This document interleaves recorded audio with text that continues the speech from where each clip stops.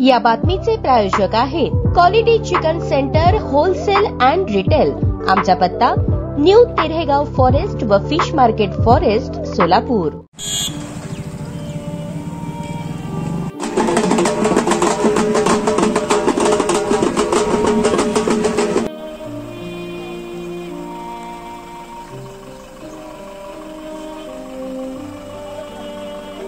शहरात गुरुवारी झालेल्या दुहेरी आत्महत्येचे कोडे उलगडले आहे। 23 वर्षीय अश्विनी केशापुरे हिने प्रेमभंगातून तर तिला बहीण मानत असलेल्या रोहित ठणकेदारने तिच्यासाठी जीवन संपवल्याचे पोलीस तपासात पुढे आले आहे। पोलिसांनी आत्महत्येपूर्वी अश्विनीने लिहिलेल्या चिठ्ठीच्या आधारे त्यांच्या 4 मित्रांचे जबाब घेतले। त्यांनी सांगितल्यानुसार रोहित तिला बहीण इतकेच नव्हे तर आई मानत होता, तसेच तो स्वभावाने फार हळवा होता। तीच राहणार नसेल तर मी जगून काय करू असा विचार करून त्यामुळे त्याने हे टोकाचे पाऊल उचलल्याचे मित्रांनी सांगितले। या चौघांचे मोबाईलही पोलिसांनी ताब्यात घेतले आहेत। यातून अजून माहिती समोर येईल। रोहित उर्फ ऋग्वेद भीमू ठणकेदार वय 23, अश्विनी विरेश केशापुरे वय 23 यांनी कर्णिक नगरातील एका घरात आत्महत्या केली। सिलिंग अँगलला दोघांनी एकाच ओढणीने गळफास घेतला। रोहित हा गाडे यांच्या 4 चाकी वाहनावर चालक होता। गुरुवारी सकाळी तो काम झाल्यानंतर गाडे यांची दुचाकी घेऊन गाडे यांच्या कर्णिक नगरातील बंद घरी आराम करण्यासाठी आला। तिथे अश्विनी केशापुरे देखील आली। दोघांनी स्वतःचे मोबाईल बंद केले, सुसाईड नोट लिहिली असावी, त्यानंतर गळफास घेतला। मालक गाडे रोहितचा शोध घेत आल्यानंतर हा प्रकार उघडकीस आला। आदित्य, राज आणि रोहित हे तिघे जण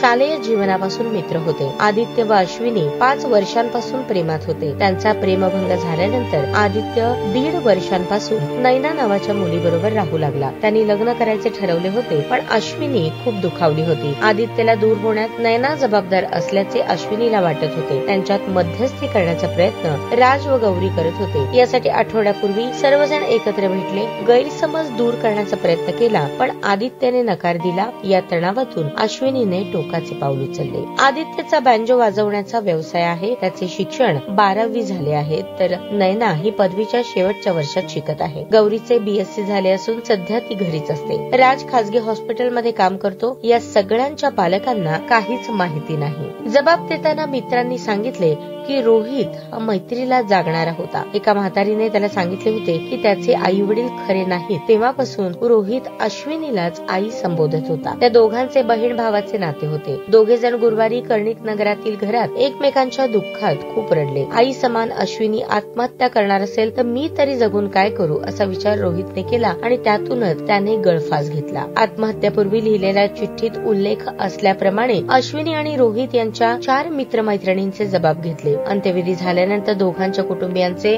जबाब घेण्यात येतील आणि त्यानुसार पुढील तपास होईल, असे वरिष्ठ पोलीस निरीक्षक प्रमोद वाघमारे यांनी सांगितले। अश्विनी आणि रोहितची सुसाईड नोट त्यांच्यात शब्दात, आम्ही दोघं बहीण भाऊ आहोत आणि आई मुलगा आहोत। आम्ही दोघं मेलेलं बघून वाईट समजून घेऊ नका। जीवन जगायला नको वाटतं। सगळ्यांपासून लांब चाललो। आमच्या दोघांच्या नात्याला कोणीही वाईट अर्थ लावू नका। आम्हाला बघितल्यावर पहिले आदित्यला बोलवा, कारण आम्ही कोण आहोत हे फक्त तोच सांगू शकतो। माझ्याकडून एक विनंती आहे की आम्ही दोघं खूप रडून जीवन नको म्हणून गेलो। जिवंत असताना आम्हाला खूप जण लांब करायला बघितले, पण मेल्यावर तरी आम्हाला सोबत जाळा। आधी तुला वाटल्यासारखं नैना चांगली नाही, ती कशी आहे ते तू एकदा स्वतः पडताळून बघ। त्या दिवशी भांडण झालं ना, त्या भांडणात आम्ही जे बोललो ते खरं होतं, ते तुला नंतर कळेल। बेस्ट ऑफ लक आधी फॉर युअर फ्युचर। तसंच माझ्या मम्मी पप्पाला सांग की मी जीवनाला कंटाळून गेले, जगण्याची इच्छा मेली होती। फोन मध्ये रेकॉर्डिंग आहेत, ते फक्त पोलीस ऐका आणि त्या मुलीला बोलवून विचारा आणि आमच्या मरण्याचे कारण पण